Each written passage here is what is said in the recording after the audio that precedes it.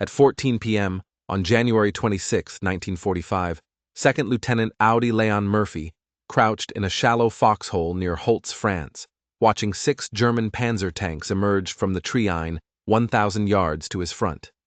19 years old, 18 months of continuous combat, over 240 German soldiers already killed. The Wehrmacht had committed 6 tanks and an estimated 250 infantry to retake the Bois de Red. Murphy knew the pattern. German armor always led. Infantry followed in white winter camouflage, and American positions always broke when the panzers got close enough. Not today. Company B, 15th Infantry Regiment, held this frozen clearing with exactly 40 men. The temperature stood at 14 degrees F. Snow covered everything. Murphy's reinforcements had not arrived. The 2nd Battalion, 30th Regiment, was still moving up. Hold the position. Those were his orders: 1 lieutenant, 40 soldiers, 250 German infantry, 6 tanks. The mathematics were brutal. Company B had suffered 102 casualties the day before. Every officer except Murphy had been wounded or killed. The 40 men remaining represented what was left of a full-strength rifle company of 187 soldiers. They had worked through the night trying to dig foxholes in the frozen ground. The soldiers made no progress. The ground was too hard. Murphy had positioned 2 M10 tank destroyers from the 61st Tank Destroyer Battalion along a narrow dirt road leading into the woods. Each M10 was a modified M4 Sherman chassis, length 19 ft7 in, width 10 ft, weight 29th 937 core, powered by twin GMC 6046 diesel engines, producing 375 horsepower total. The open-top turret mounted a 3-in M7 gun capable of penetrating 76 mm of armor at 1,000 WWII, maximum speed 30 mph on roads. Each also carried a Browning M250 caliber machine gun mounted on the turret for anti-aircraft defense. Murphy also had 5 armored half-tracks positioned in a rough defensive arc, but he could see the German force forming up. 6 tanks. That meant Panzer IV or Panthers. Both were superior to the M10 in armor and main gun capability. The Panther 75 mm gun could penetrate an M10 at 2,000 WWII. The M10 needed to get much closer to have any chance. If the German tanks broke through, they would roll over Murphy's positions. The infantry following would sweep through the woods. Behind Murphy's position stood the headquarters elements of the entire 3rd Infantry Division, battalion command posts, supply dumps, artillery positions. The division was spread thin across the Kamar pocket. There were no reserves. If Company B broke, the entire American line would collapse. The strategic stakes extended further. The Kamar pocket was the last German foothold on French soil. The Wehrmacht maintained 20,000 troops here, threatening the American 7th Army's flank. If the Germans broke out, they could hit General Patton's 3rd Army in the rear. They could potentially recapture Strasbourg. They could prolong the war by months. Every American general from Eisenhower down wanted the Kamar pocket eliminated. Murphy had studied the terrain. The clearing ahead formed a natural killing zone. 400 YD wide, 600 YD deep, no cover. But his men were too few and too exposed. The German infantry wore white winter camouflage. Murphy's men wore standard olive drab uniforms, dark targets against white snow. At 13:58, Murphy made a phone call to battalion headquarters.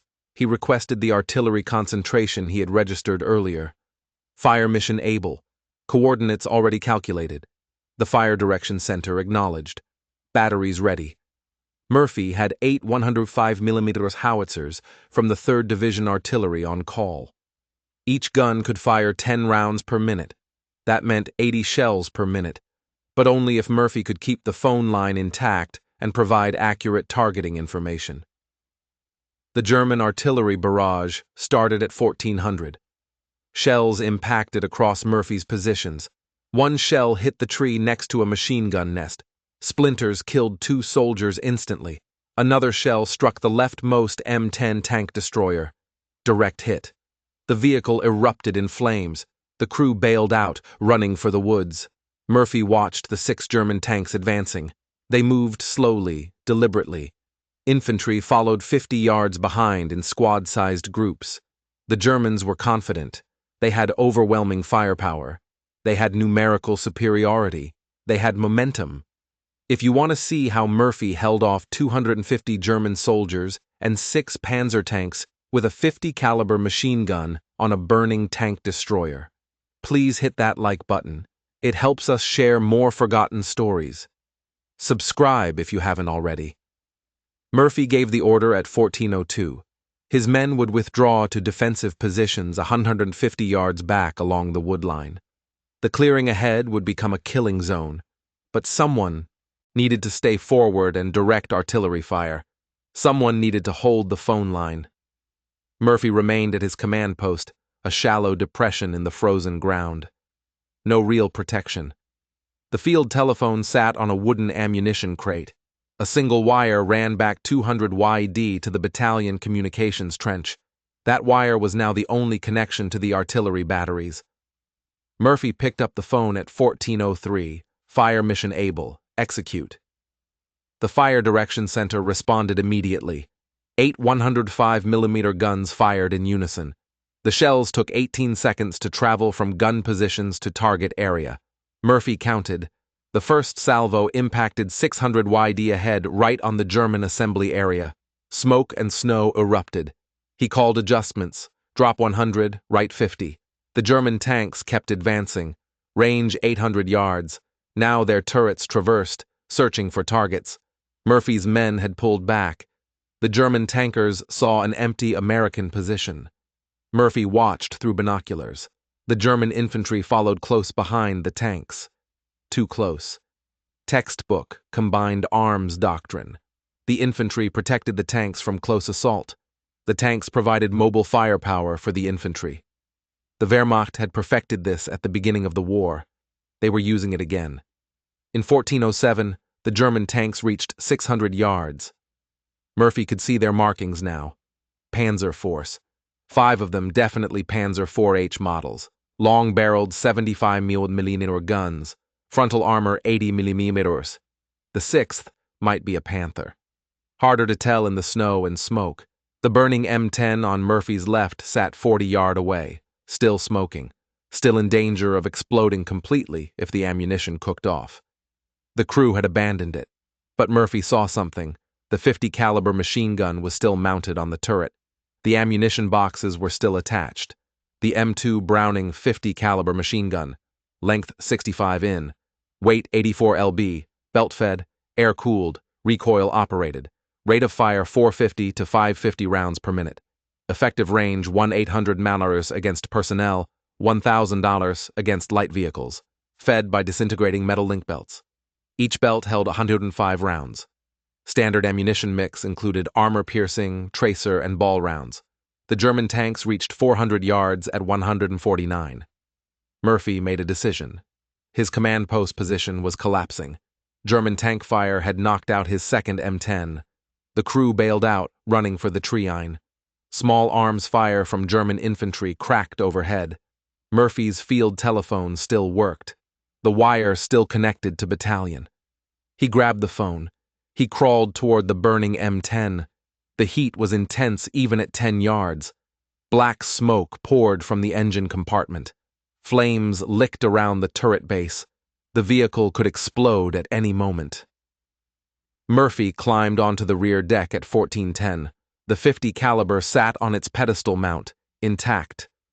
Murphy swung it toward the advancing Germans. He checked the ammunition feed. 1 belt loaded, 105 rounds. 4 additional ammunition boxes sat in their storage racks. Forward 20 more rounds, total 525 rounds. Murphy positioned himself behind the gun. The Germans were 350 yards away now. The smoke from the burning tank destroyer provided some concealment, but the heat was becoming unbearable. Murphy could feel it through his uniform. The metal deck was hot enough to burn through his boots. He pressed the butterfly trigger. The M2 roared to life.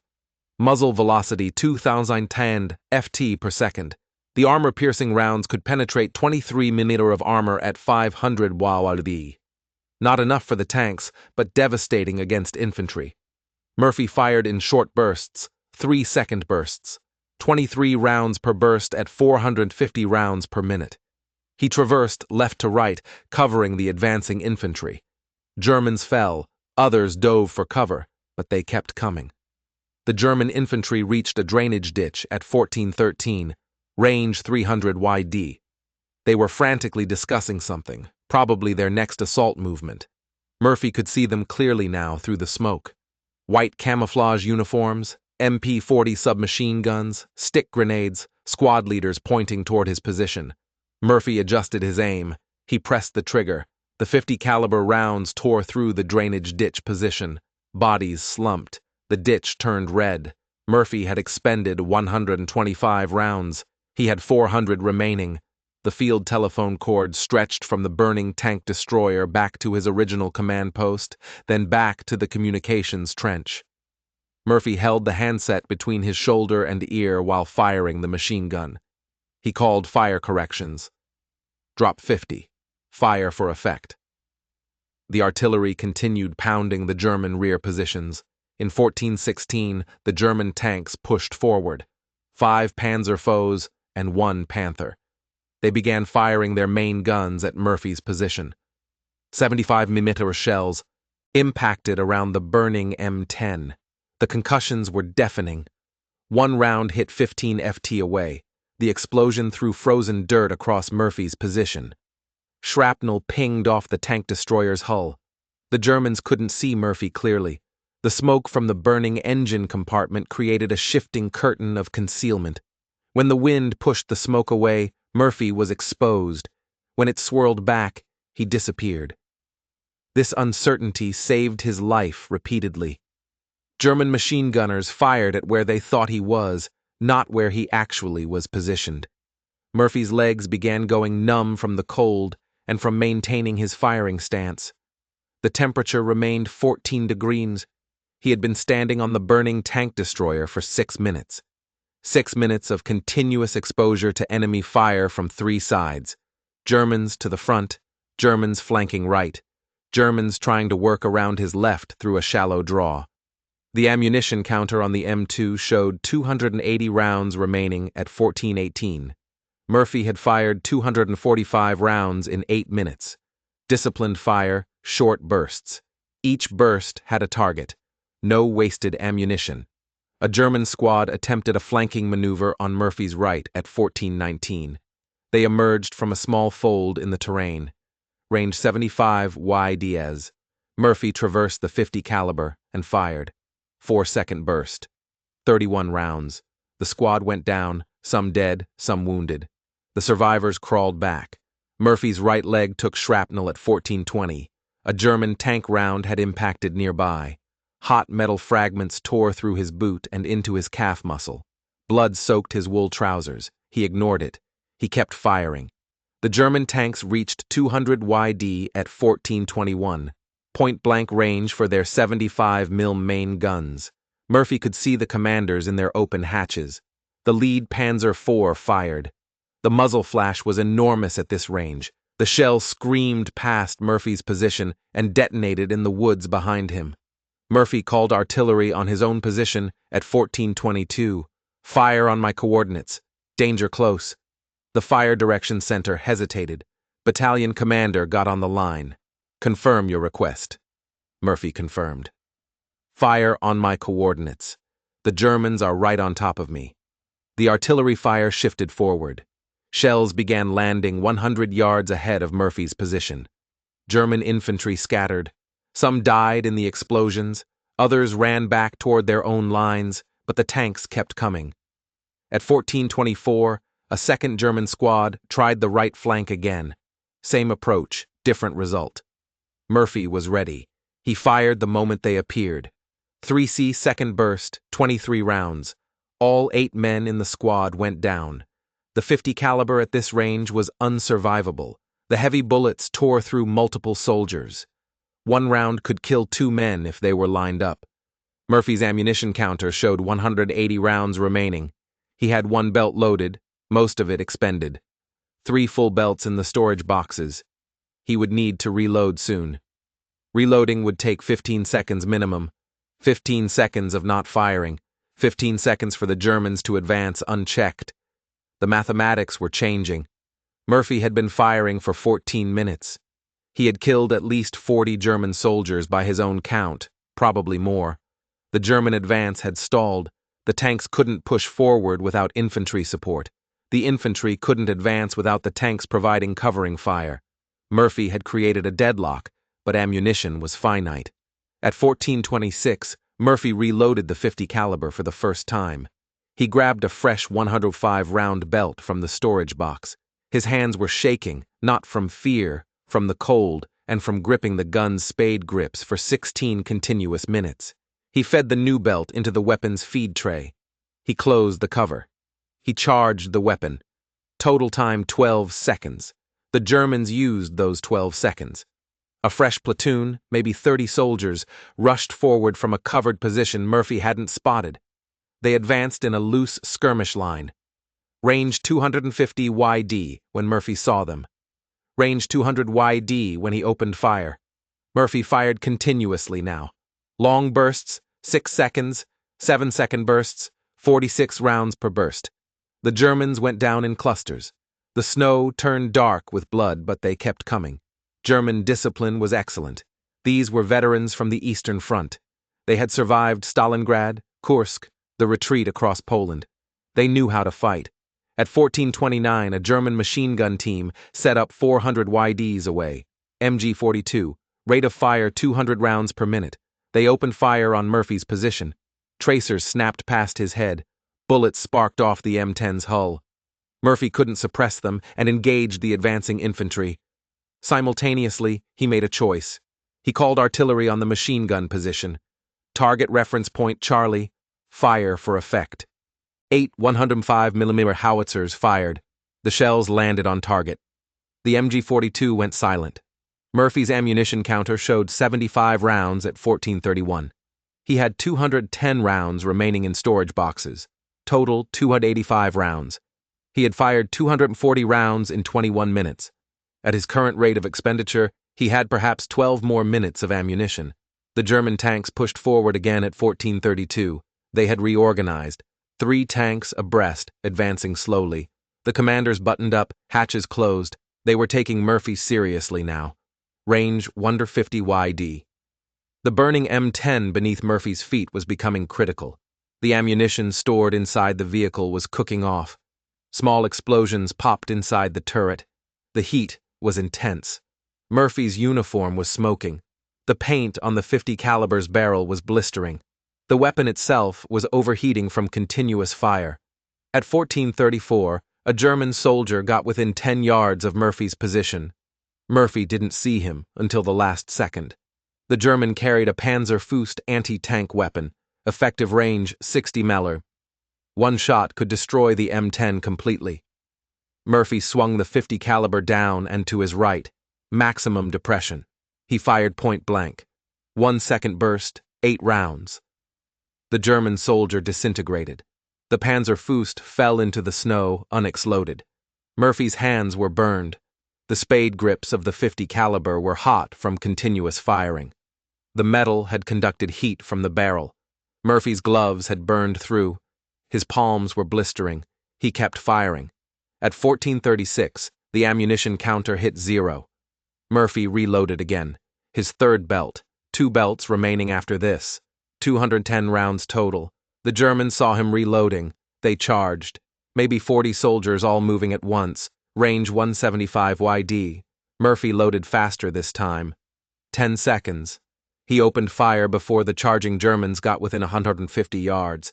He fired in long, sweeping bursts. The .50 caliber cut through the German ranks like a scythe. Men fell in rows. The charge collapsed. Survivors crawled back or lay still in the snow, playing dead. At 14:39, something changed. The German tanks stopped advancing. Murphy had been firing for 29 minutes continuously. He had killed over 80 German soldiers by count, probably closer to 100. The Wehrmacht infantry was refusing to advance. Murphy could see German officers trying to rally their men. Some soldiers obeyed. Most stayed down. The mathematics had shifted. Murphy's sustained, accurate fire had broken the German attack momentum. The panzer commanders could see their infantry support disappearing. Tanks without infantry support were vulnerable. The Germans had learned this lesson in Russia. They weren't eager to push forward alone. Murphy's ammunition counter showed 55 rounds remaining at 1441. He had 105 more rounds in the last belt. Total 160 rounds. He had fired 365 rounds in 31 minutes. The 50 caliber barrel was glowing dull red at the muzzle. Smoke rose from the receiver. The weapon was on the verge of catastrophic failure from overheating, but Murphy kept firing. Short bursts now, 2-second bursts, conserving ammunition, keeping the Germans suppressed, preventing them from organizing another assault. At 1443, the Germans made their final attempt. Every remaining soldier capable of fighting stood up simultaneously. Over 100 men, they charged across the entire front. No organization, no fire and movement, just a desperate rush toward Murphy's position. Murphy loaded his final ammunition belt at 1444, the last 105 rounds. He opened fire immediately. The 50 caliber hammered without pause. Murphy traversed from left to right, then back again. He fired where the Germans were thickest. Every burst knocked down multiple soldiers. The range closed 150 wide, 125 wide, 100 yards. Germans were falling everywhere, but some kept coming. Murphy fired continuously. The barrel was white-hot now. The wooden foregrip was smoking. Murphy couldn't touch it. He held only the spade grips, which were also burning through his destroyed gloves. At 1:46, Murphy's field telephone rang. Battalion commander on the line. Murphy, get off that tank destroyer. It's going to explode. That's an order. Murphy ignored the order. He kept firing. The ammunition counter hit 50 rounds at 1447. The German charge was faltering. Most of the attacking soldiers were down, dead, wounded, or taking cover. But small groups kept trying. 5 men here, 8 men there. Murphy engaged each group as they appeared.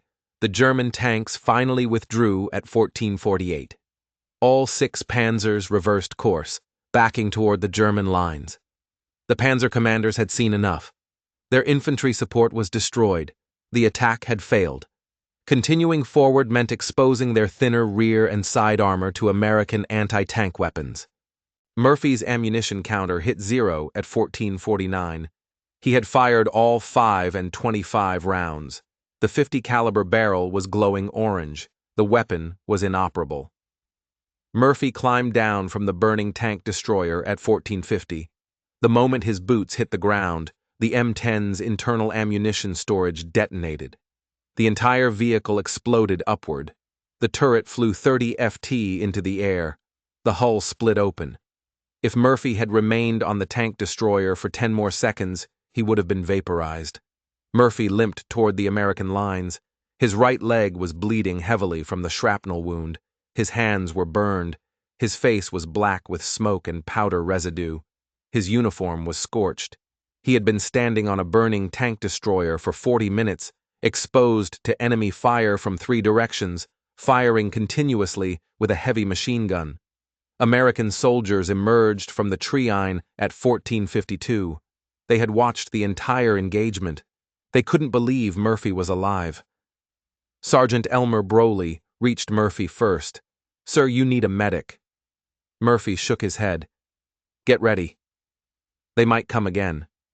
But the Germans didn't come again. Murphy's one-man stand had broken their attack completely. The Wehrmacht withdrew to their starting positions. The clearing fell silent except for the moaning of wounded German soldiers, scattered across 400 yards of frozen ground. At 1455, Murphy organized a counterattack. Despite his wounds, despite his exhaustion, he led Company B forward. The 40 remaining soldiers advanced across the clearing. They encountered minimal resistance.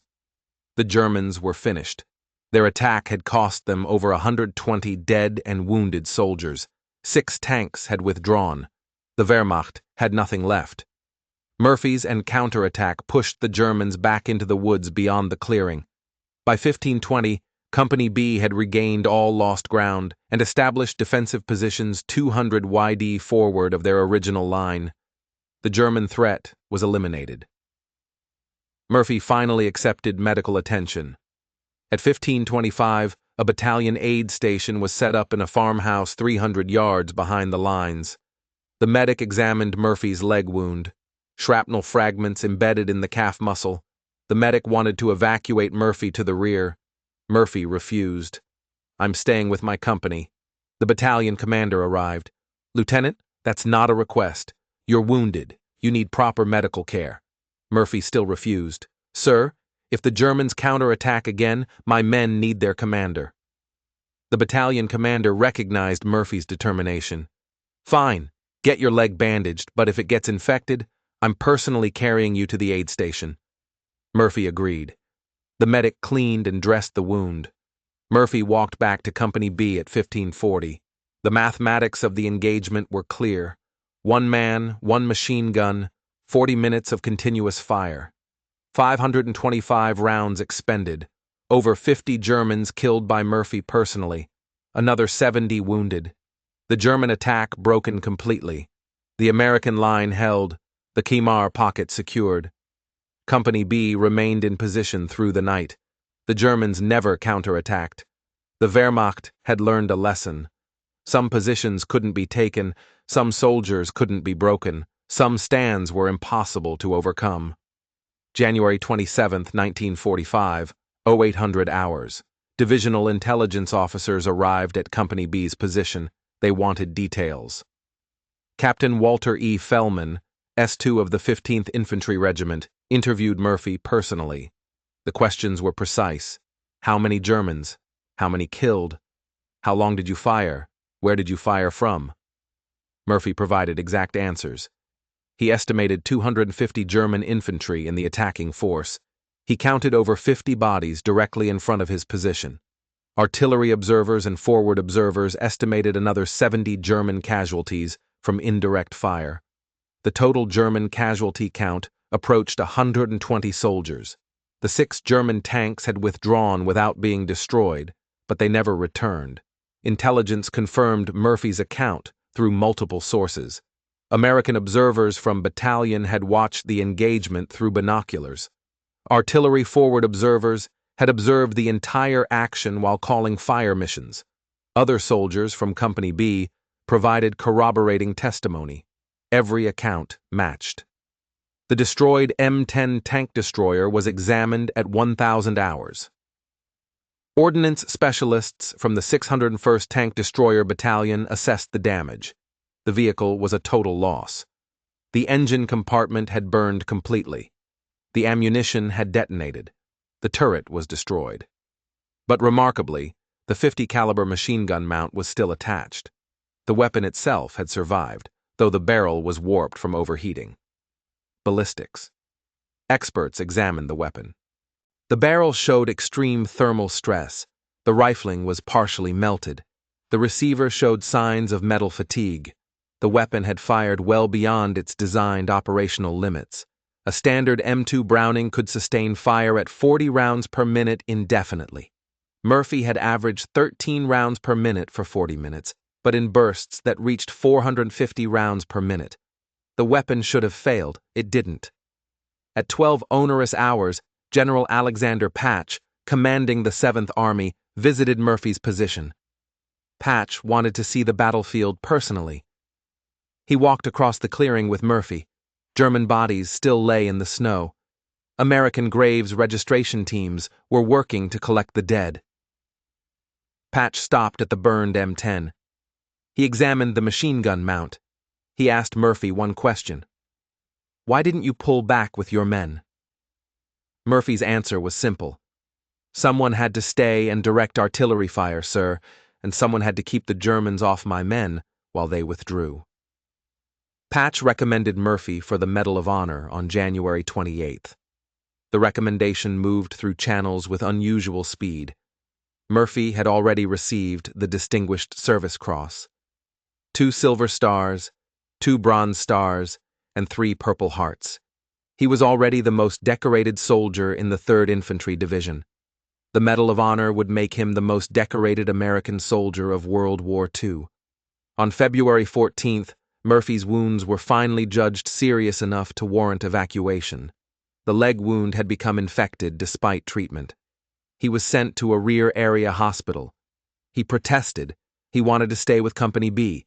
His protests were overruled. Murphy spent 3 weeks in the hospital.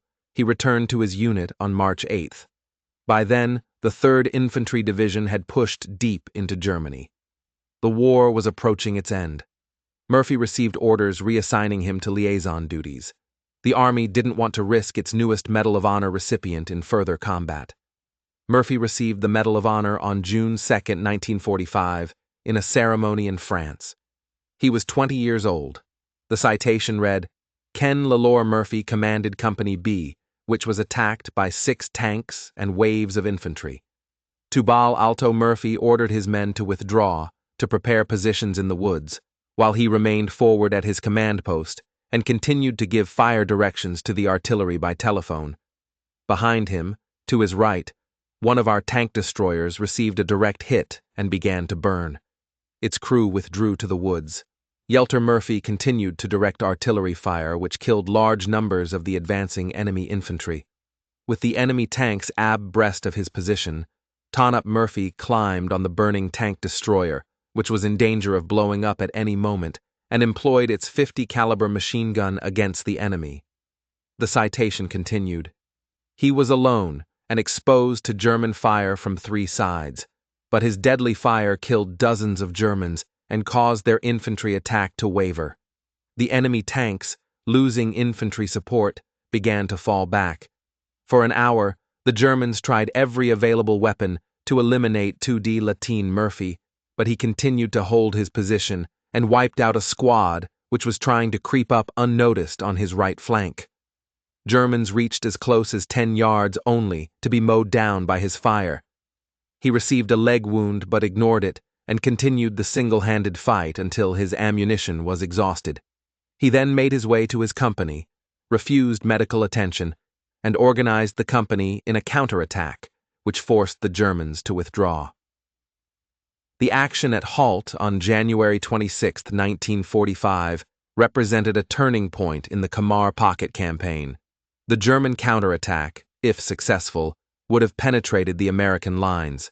Division headquarters, artillery positions, and supply dumps would have been overrun. The 3rd Infantry Division would have been forced to withdraw. The entire American offensive in the Khmer region would have stalled. Strategic analysts later calculated the consequences. A German breakthrough at Holzwihr would have delayed the clearing of the Khmer Pocket by at least 2 weeks. That delay would have allowed the Wehrmacht to shift reinforcements from other sectors. The American advance into Germany would have been slowed, the war potentially extended. Murphy's stand prevented all of this. 1 man, 1 machine gun, 40 minutes of fire. The strategic impact was enormous. The Khmer Pocket was cleared by February 9, 1945. The last German forces on French soil were eliminated. The American 7th Army and French 1st Army could now focus entirely on the invasion of Germany. The tactical lessons were studied extensively. Murphy's action demonstrated several principles. First, the effectiveness of a single heavy machine gun in a defensive position. The M2 Browning .50 caliber proved devastating against infantry at ranges under 400 yards. Second, the importance of artillery coordination. Murphy's continuous fire direction kept 8 105 mm howitzers firing throughout the engagement. The combination of direct fire from the .50 caliber and indirect fire from the artillery created an impassable killing zone. Third, and most importantly, Murphy's action demonstrated that numerical superiority could be negated by superior positioning, superior fire discipline, and superior determination. The Germans had 6 tanks and 250 soldiers. Murphy had 1 machine gun. The Germans should have won. They didn't. Company B's casualties on January 26th were minimal. 2 soldiers killed, 7 wounded. All casualties occurred before Murphy climbed onto the tank destroyer. Once Murphy began firing, American casualties stopped. His covering fire allowed his men to withdraw safely. His sustained fire prevented the Germans from advancing. His final counterattack drove the Germans back completely. Murphy's Medal of Honor was one of 464 awarded during World War II, but his action at Holzwar was unique. No other Medal of Honor action involved a single soldier holding off such a large force for such an extended period while standing on a burning vehicle in danger of exploding at any moment. The 3rd Infantry Division compiled statistics on Murphy's military career. He had participated in campaigns in North Africa, Sicily, Italy, France, and Germany. He had fought in 7 major amphibious assaults. He had been wounded 3 times. He had killed or wounded over 240 enemy soldiers. He had destroyed 6 tanks and several machine gun nests. He had captured or helped capture over 300 enemy soldiers. Murphy's total decorations eventually numbered 33. In addition to the Medal of Honor, he received the Distinguished Service Cross, 2 Silver Stars, the Legion of Merit, 2 Bronze Stars with V device for valor, 3 Purple Hearts, the Good Conduct Medal, and numerous campaign and service medals. France awarded him the Legion of Honor and the Croix d'Ir with Palm. Belgium awarded him the Croix d'Arrêt. The M10 tank destroyer that Murphy stood on was never recovered. It burned completely and was scrapped on site. No photographic evidence of Murphy's action exists.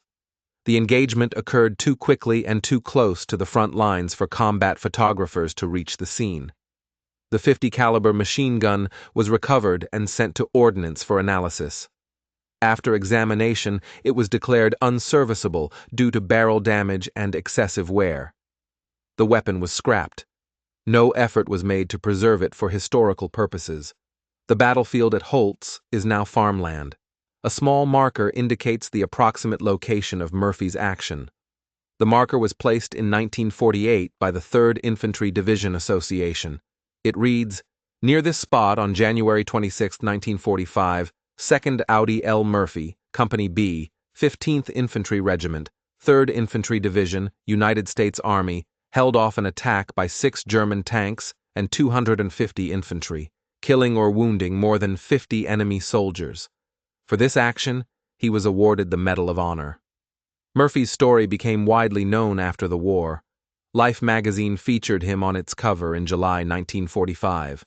The headline read, "Most Decorated Soldier." James Caney saw the cover and invited Murphy to Hollywood. Murphy initially resisted. He had no interest in becoming an actor, but he needed money. His family in Texas was struggling financially. Murphy's acting career lasted from 1948 to 1969.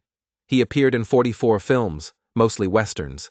His most successful film was To Hell and Back, 1955, based on his autobiography. Murphy played himself in the film. The movie was Universal Pictures' highest-grossing film until Jaws in 1975. But Murphy struggled with post-traumatic stress. He suffered from insomnia, nightmares, and depression. He became addicted to sleeping pills.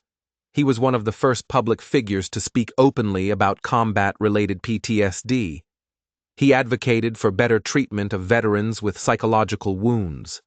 Murphy died in a plane crash on May 28, 1971. He was 45 years old. He was buried with full military honors at Arlington National Cemetery. His grave is the second most visited site at Arlington after President Kennedy's. The mathematics at Holtz were clear from the beginning. 6 German tanks, 250 German infantry versus 40 American soldiers in shallow foxholes on frozen ground. The Germans should have won in 15 minutes. Murphy changed the equation. 1 man, 1 machine gun, 525 rounds of ammunition. But more than that, 1 man willing to stand on a burning vehicle in danger of exploding. 1 man willing to expose himself to enemy fire from 3 directions. 1 man willing to ignore wounds, ignore burns, ignore exhaustion to protect his soldiers. The lessons of Holzwar extended beyond military tactics. Murphy demonstrated principles that applied to any extreme situation. First, training matters. Murphy had been in combat for 18 months continuously. He knew how to fire the M2 Browning. He knew how to call artillery. He knew how to read a battlefield. His training had become instinct. Second, positioning matters. Murphy chose the burning tank destroyer because it offered the only position that could cover the entire clearing. It was the worst position from a safety perspective. It was the best position from a tactical perspective. Murphy understood the difference. Third, discipline matters. Murphy fired in short, controlled bursts. He conserved ammunition. He selected targets carefully. Under extreme stress, with Germans charging his position, with tanks firing at him, with shrapnel hitting around him, Murphy maintained fire discipline. That discipline made the difference between 40 minutes of effective fire and 10 minutes of panic fire, followed by an empty gun. Fourth, courage matters. Not the absence of fear, but the willingness to act despite fear. Murphy was terrified. His hands were shaking. His legs were numb. He knew he was probably going to die. He acted anyway. The story of Audie Murphy reminds us what individual action can accomplish. In an age of mass warfare, industrial scale destruction, and million-man armies, one person still mattered. One person with a machine gun and determination changed the course of a battle. That battle affected a campaign. That campaign affected the war. Murphy never considered himself a hero. He gave credit to his training, his officers, his men. He said the real heroes were the ones who didn't come home. He wore his medals reluctantly. He avoided publicity when he could. He understood that warfare wasn't glorious. It was necessary sometimes, but never glorious. The 3rd Infantry Division continued fighting until May 8, 1945, when Germany surrendered. The division had fought for 531 consecutive days of combat, longer than any other American division in Europe. The division suffered 27,152 casualties. Murphy's Company B suffered an 800% casualty rate, meaning the company's roster was replaced 8 complete times during the war. Murphy's post-war struggles highlighted the cost of combat. He survived physically, but carried psychological wounds for the rest of his life. He spoke publicly about his nightmares, his inability to sleep without a loaded pistol under his pillow, his struggles with anger and depression. His advocacy helped remove some of the stigma around PTSD. The M2 Browning .50 caliber machine gun that Murphy used at WWII continued service in some form for decades. The basic design created by John Moses Browning in 1921 remained in service into the 21st century. American forces used in .50 caliber machine guns in Korea, Vietnam, Iraq, and Afghanistan. The weapon Murphy fired in 1945 was mechanically identical to weapons being fired 70 years later. The 3rd Infantry Division continues to serve. Based at Fort Stewart, Georgia, the division deployed to Iraq in 2003 and participated in combat operations there and in Afghanistan. The division maintains Murphy's memory. A building at Fort Stewart is named in his honor. His Medal of Honor and other decorations are displayed in the Division Museum. If this story moved you the way it moved us, do me a favor. Hit that like button. Every single like tells YouTube to show this story to more people. Hit subscribe and turn on notifications. We're rescuing forgotten stories from dusty archives every single week. Drop a comment right now and tell us where you're watching from.